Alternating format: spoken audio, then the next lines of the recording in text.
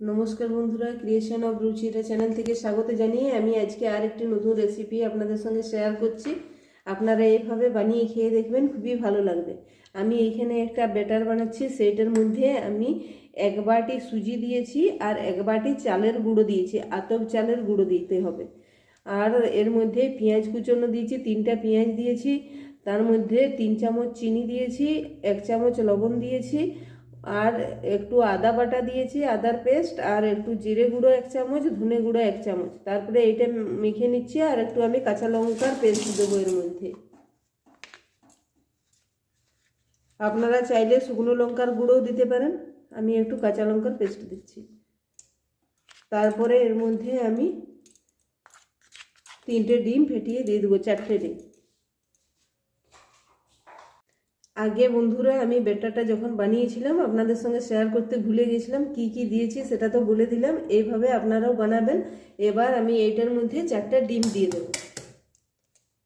এইভাবে 4টা ডিম আমি ফাটিয়ে এর মধ্যে দিয়ে দিলাম। এইভাবে দিয়ে দেবো। এই একটা দিলাম,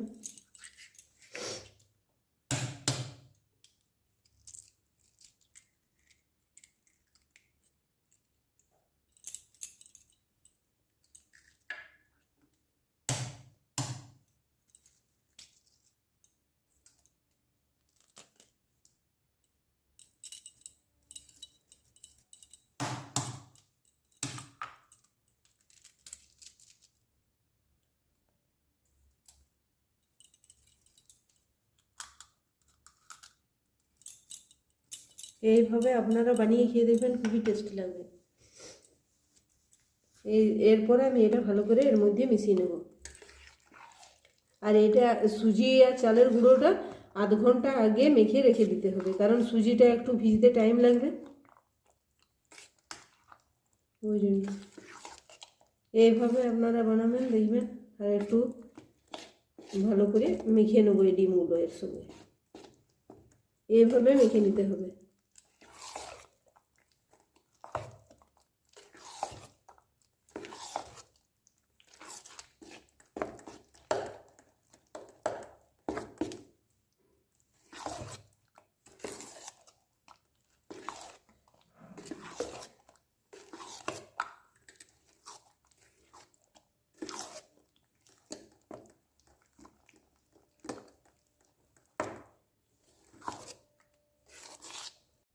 এরপরে আমার এইটা একটু বেশি ঘন হয়ে গেছে, আমি একটু দুধ দিয়ে পাতলা করে নেব। একটু দুধ দিয়ে দিলাম, এবার এটা পাতলা করে নেব।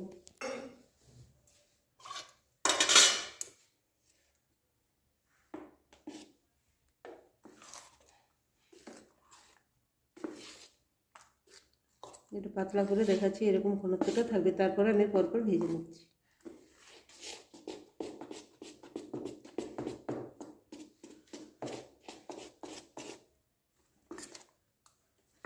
আর আমি এটার মধ্যে বলতে ভুলে গেছিলাম, একটু হলুদের গুঁড়ো দিয়েছিলাম, তাই একটু হলুদ হলুদ লাগছে।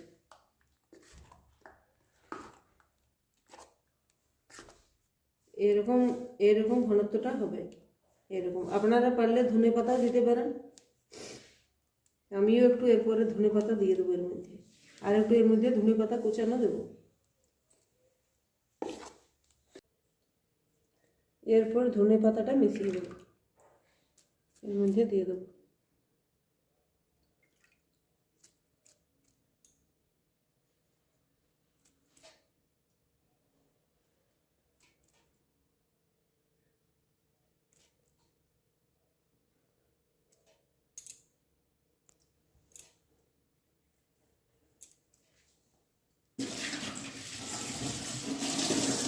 এরপর ধনে পাতাটা এর সঙ্গে ভালো করে মিশিয়ে নেব।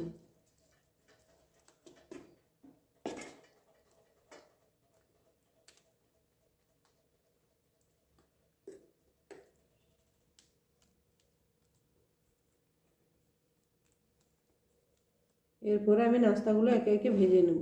তার জন্য কড়াইয়ে তেল দেবো, সাদা তেল নিয়ে আসছি। এরপর আমি এর মধ্যে সাদা তেলটা দিয়ে দেবো। একটু বেশি করে তেল দিতে হবে,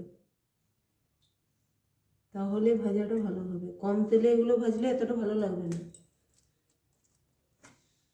তেল দিয়ে দিলাম। এরপরে একে একে ভেজে নেব।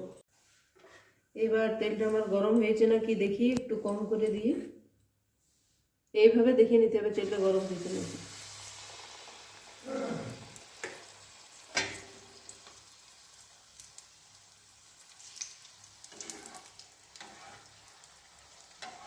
তেলটা আমার গরম হয়ে গেছে।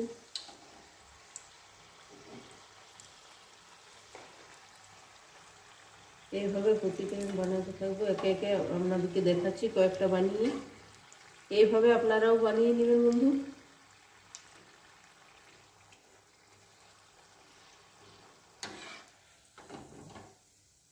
আমার এটা ডিজাইন হয়ে গেছে, সুন্দর, খুব সুন্দর ডিজাইন হয়ে গেছে, দেখতে ভালো লাগছে।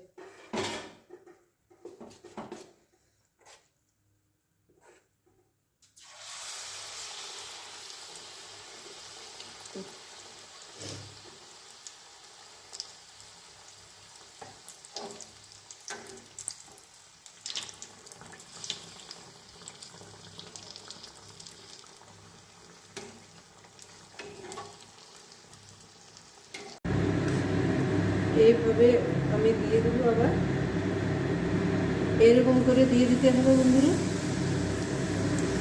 এইভাবে নিজে নিজেই ফুলে উঠবে। এইভাবে আমি প্রতিটাই করে নেব। আমি অনেকগুলো করে নিয়েছি, সবগুলো দেখাতে গেলে তো ভিডিও অনেক বড় হবে, তার জন্য আমি একটা করে দেখিয়ে দিলাম। এই দেখুন বন্ধুরা, এরকমভাবে আপনারাও বানাবেন। এই দেখুন পুরো ফুলে উঠবে। আর যে বাটিতে আপনারা চালের গুঁড়ো মাপ করবেন, সে একই বাটিতে সুজি নেবেন, এক বাটিতেই মাপ করবেন, একরকম বাটিতেই দেখাবেন। আমি এই বাটিতে এক বাটি সুজি নিয়েছি আর এক বাটি চালের গুঁড়ো নিয়েছি। আপনারা যে পাত্রে মাপ করবেন সে একটা পাত্রতেই মাপ করবেন। এবার আমি এইগুলো, এই যে দেখুন বন্ধু কি সুন্দর ফুলে উঠেছে, পুরো পুরো ফুলে গেছে একবারে মালপোয়ার মতো।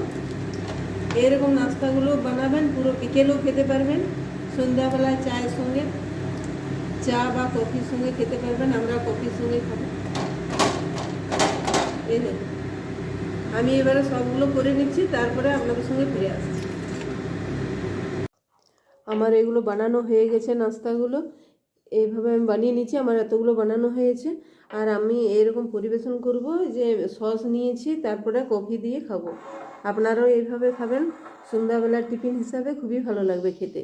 এইভাবে খাবেন। আর এইরকম রেসিপি নতুন পাওয়ার জন্য কমেন্ট করে জানাবেন, কিছু জানার ইচ্ছে থাকলে। আর আপনারাও এইভাবে বানিয়ে খেয়ে দেখবেন। আর আমার চ্যানেলটিকে লাইক, শেয়ার, কমেন্ট করবেন, সাবস্ক্রাইব করে পাশে থাকবেন। ভালো থাকবেন, সুস্থ থাকবেন। আজকের মতো এইখানে রাখছি, আবার নতুন ভিডিওতে দেখা হবে।